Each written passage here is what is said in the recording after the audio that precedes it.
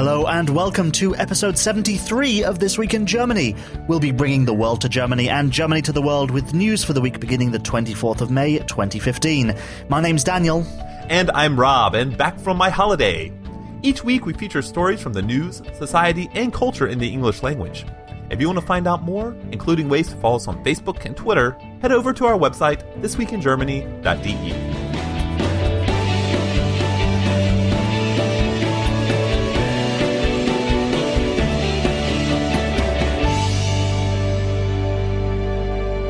And I'm very happy to welcome back Rob. Yay, it is nice to be back in Germany. The vacation in the US was very nice, but it feels like Germany's home, and I'm glad to be back. It was very good. So what did you miss about Germany while you were away in the USA? Was it the typical stuff like good beer and I know what else? Not really. I really did enjoy, I think one of the things I enjoyed the most from the US was all the different food options that I had. But that was another thing, that there was just so many options and just so many things to do that I think one of the things I really missed about Germany was I knew exactly how to do everything. I feel like Germany's home and just things make sense.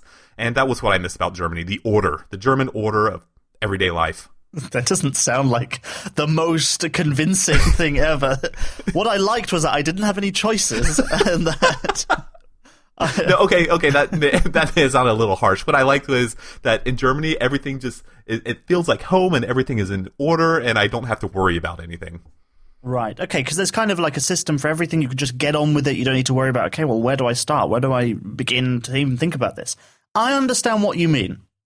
So, anyway, welcome back. I'm glad that you're back in Germany, and now it's time for us to do our episode 73. Oh, yes, and by the way, thank you to Felix for filling in. Yeah, I think he did an excellent job. Yeah, I think so too. So, let's have a look. What have we got coming up on today's episode? Well, in the news in brief, I'm going to cover the train strikes and also a little bit about the spy scandal that's going on, as well as a few other things. And for Destination Germany, where are we going to go? We're going to go to the city of Stralsund, and there we're going to see the German Oceanographic Museum. You sound genuinely excited. I do. It's another place on my list that I am definitely going to go.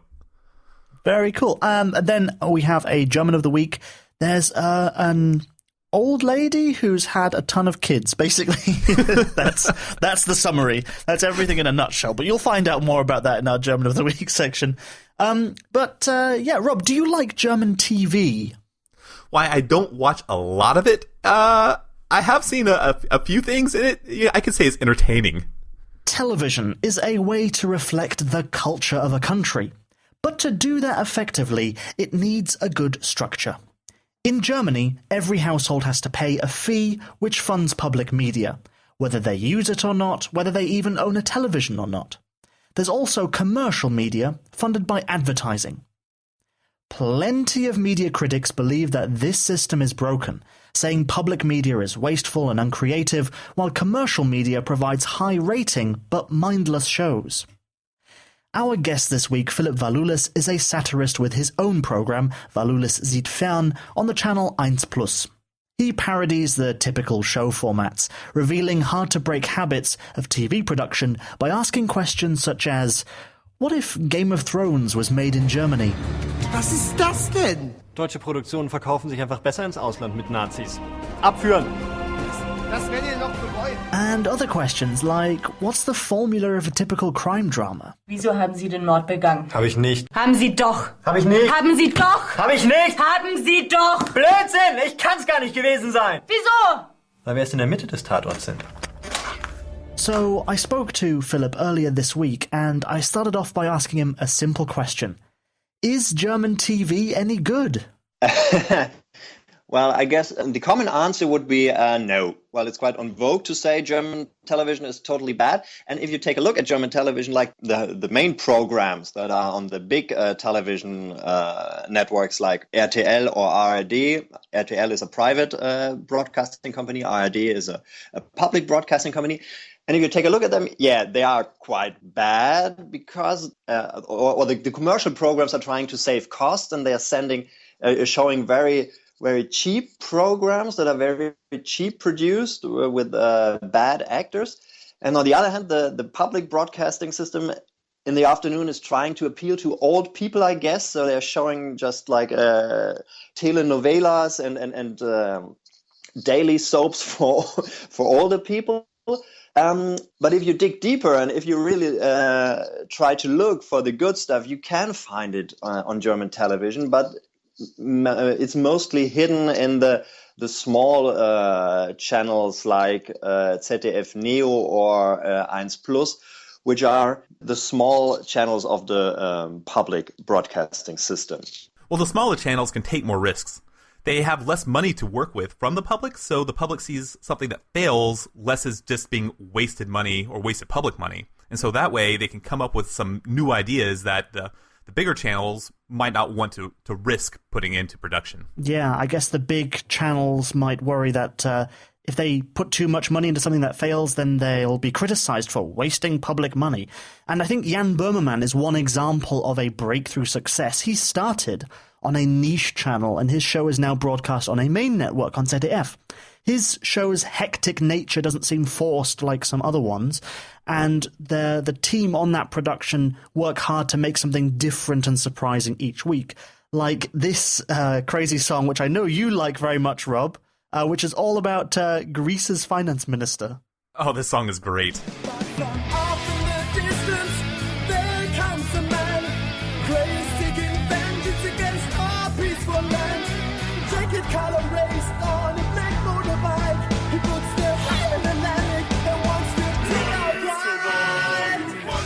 That last clip was really cool, and it's great news that shows like this, original content and good production, are breaking through into the main channels of German television.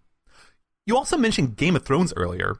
Is Germany importing a lot of American television? Yeah, but that's not so much the problem. The most embarrassing thing is when TV stations here try to copy a format and sanitize it to reach a broad audience. So I asked him about the problem with copycat productions. If they were to imagine a German Game of Thrones, how would they have to change the original in their mind to make it more German? Yeah, to make it for the big German television networks, it all has to be streamlined. Nothing that's disturbing, everything too violent has to be taken out of it. Not too many stories going on. That's one big problem of German television. If you take a look at Game of Thrones or even House of Cards, there are several stories going on simultaneously. And in German television, especially when it comes to series, they are looking for something it's just two main characters and one story they are building. And that's something I find quite boring if I watch it. That's something they're really sticking to. And of course, they want the viewers to relate to the characters. So Game of Thrones with all those violent and strange characters would be quite a problem for a German TV executive. And it's not just production, it's also scheduling too. If we take a look at the schedule of Germany's main public media channel, all we find throughout the day are soaps, and more soaps, with the occasional news program in between. It shows quite good the problem that German public television has right now. If you take a look at this programming in the afternoon. So over all the years, they were trying to look for good ratings. And who watches television in the afternoon? Mostly people that don't have any work or are retired.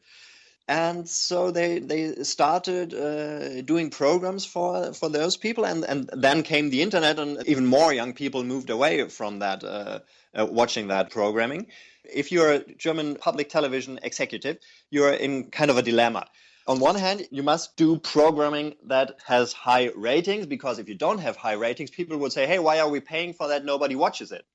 And on the other hand, if you do something arty or modern, disturbing, new, then I guess you won't have that big ratings, especially in the afternoon. And people would go, hey, why are we paying for this? Nobody watches it. I see the point, but personally, I don't really watch that much TV. And if I do watch a show, I usually just find it online. So it really doesn't matter when it comes out or when it's on TV. I can find it when I want it. Yeah, that's true. But the thing is, whether you watch like linear TV or not, you have to pay a kind of television license, the Rundfunkgebühr. And it would be a shame if you pay that and there are no programs that you want to access, whether it's on linear TV or whether it's online. It sounds a little bit like a tired phrase now, but the internet is the future. Still, some channels have been slow to take full advantage of it. Well, I think there must be some kind of big bang. I mean, right now it's going on like it has been going on for years, and nobody really felt the need to change it because there were still good ratings. And okay, sometimes the critics were saying, "Oh, bad programming." And to do something for the critics, you had one drama they did, which was very good, and so they said, okay, if next time critics are saying, hey, you're just showing shit, they showed them the drama and said, hey, but we're doing interesting stuff. But this drama didn't have any big ratings, so that fixation on the ratings has to change because it's just the ratings that are done on the TV, and not so many people under the age of 40 are really watching TV anymore. They are watching it online. German television executives, especially from the public broadcasting system, they should acknowledge that online is the most important thing, and the views and the ratings you get online are more important than the ratings you get on TV. Okay, here's where we're at. Some German TV might be a little boring and formulaic, but there's a lot to be excited about. Shows coming from the incubators of niche channels are capturing the imagination of audiences. Some channels are slowly coming to the realization that they need to do more, especially in the face of competition from abroad. After all, younger viewers especially are drifting away from TV channels. They have access to the best America and Britain have to offer via their online services, which are well developed. This means German producers have to catch up. Thanks to Philipp Walulis for joining us on the podcast.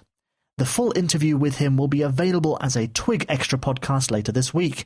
Just click on the Twig Extra section at thisweekingermany.de. If you'd like to see more of Philipp's work, check out youtube.com/Walulis Sieht Fern or click on the link via our website.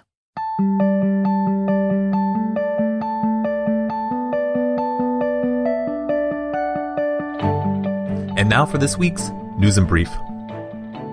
Strikes have been frequent in Germany so far in 2015. Workers from trains, planes, schools, post offices, and retail have all staged walkouts.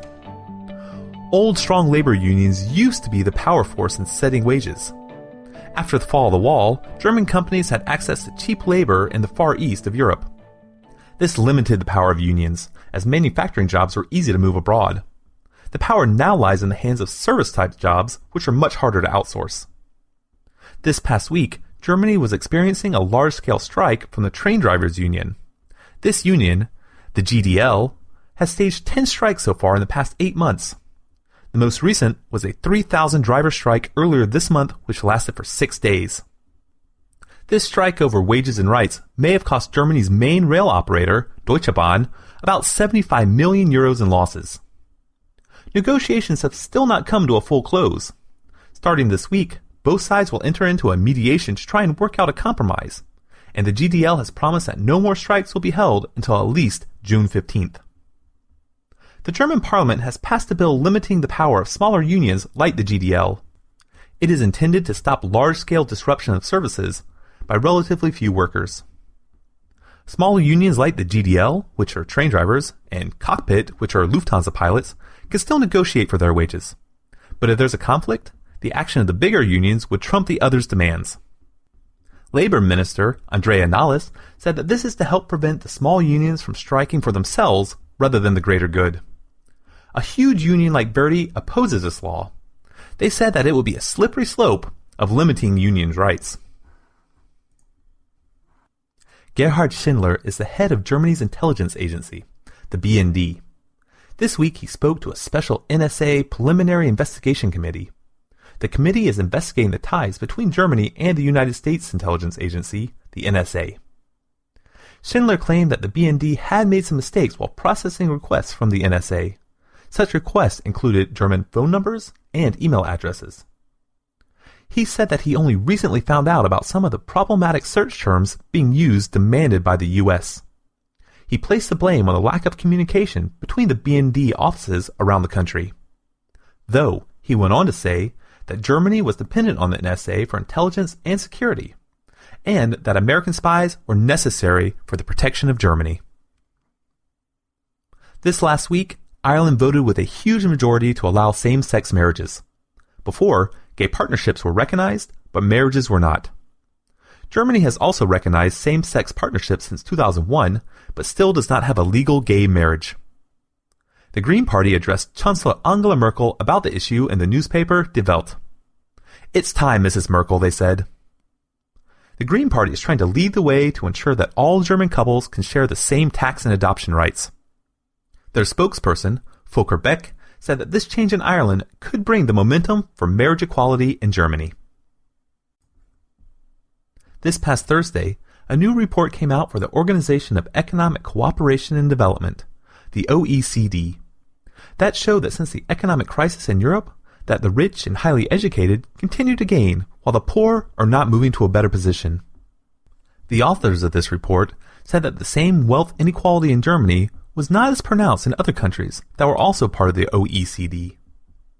Germany is only in front of the USA in terms of wage disparity, in terms of wealth comparing to education.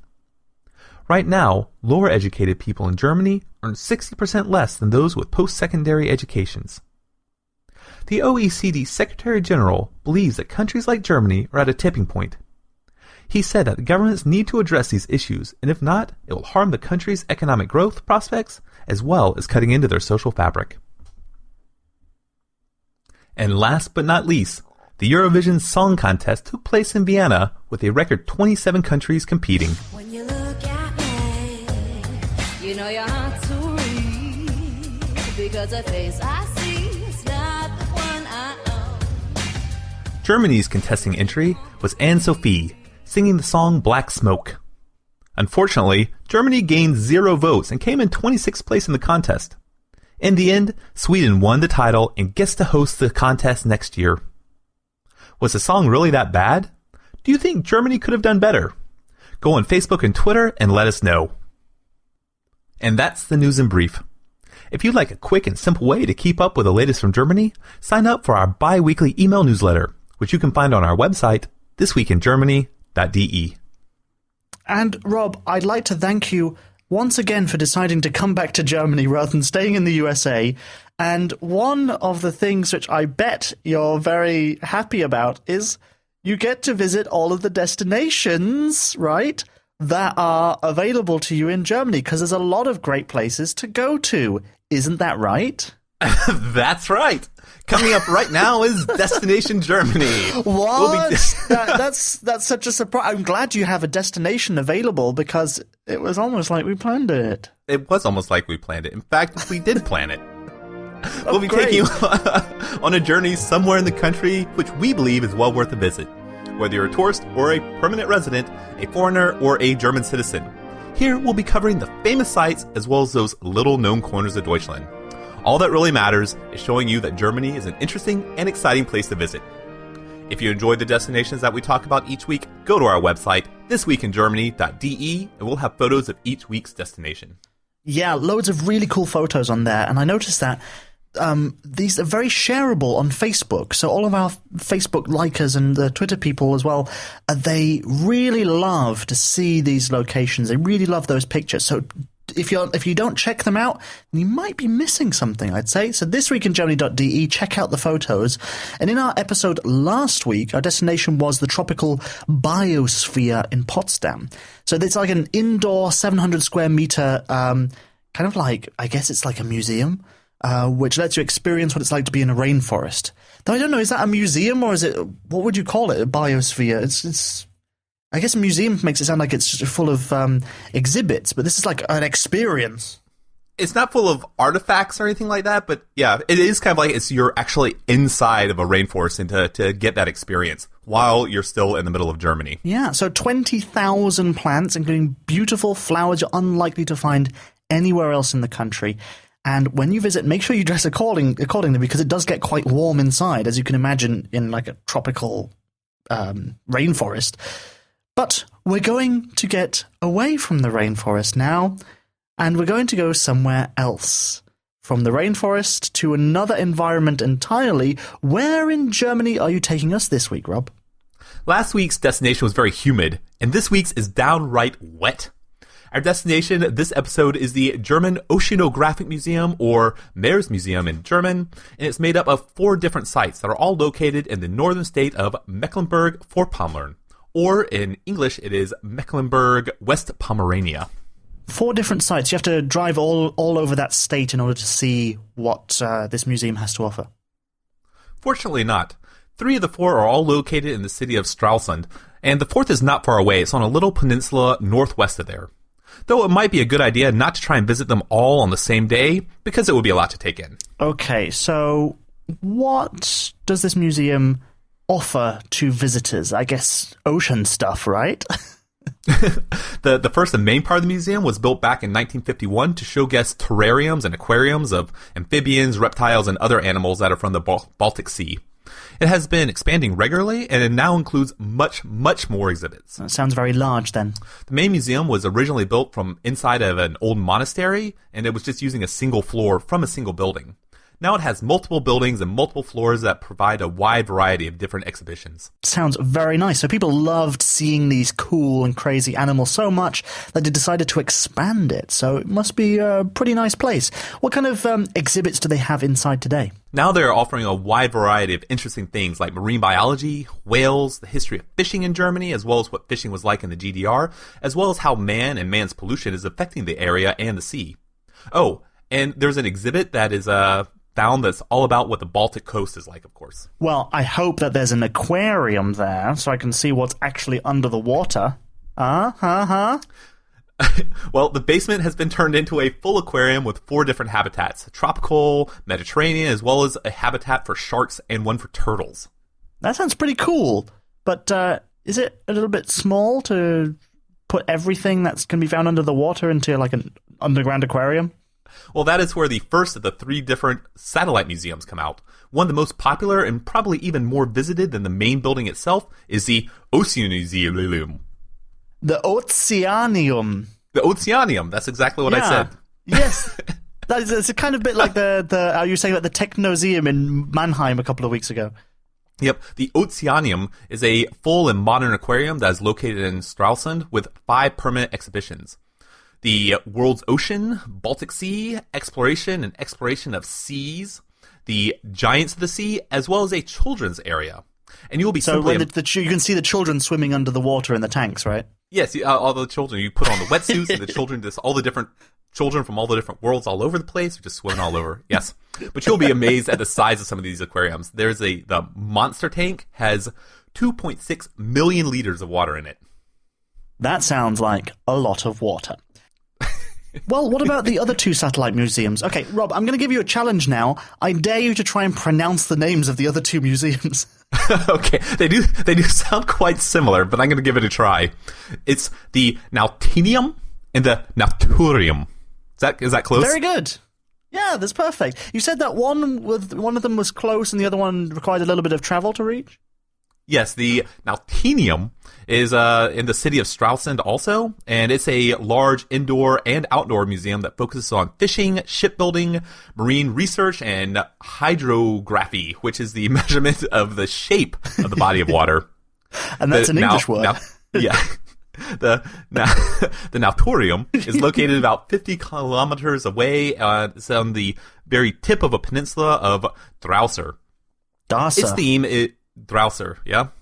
Its theme is Darser, and its theme is of northern nature and landscapes, and it also talks about the importance of lighthouses.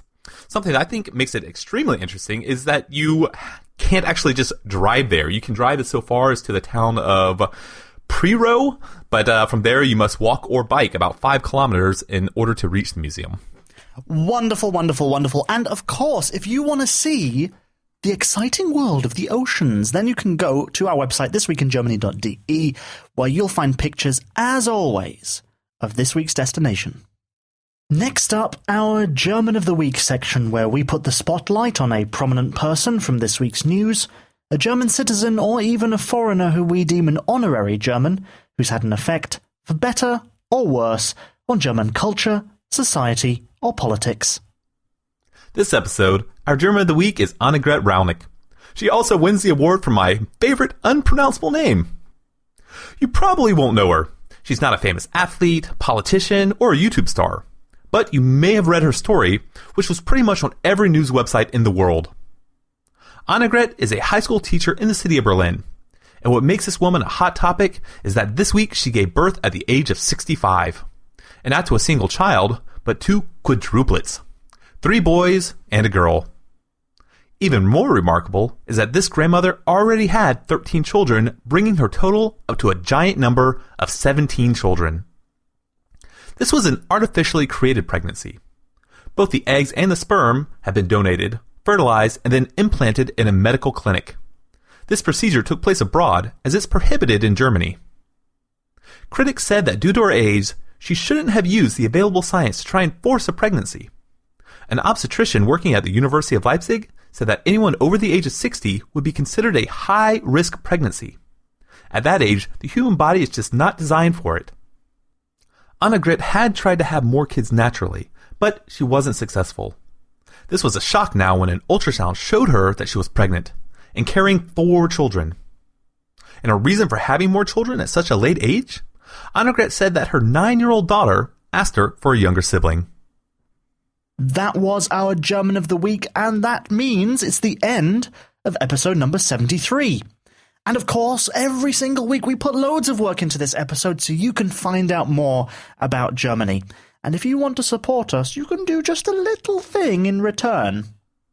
Yes, which is social media. Social media is huge. Please share us with your friends, put it on your Facebooks, put it on your tweets, on your Twitter, and all the other different social media that you use. Sharing us is a huge help.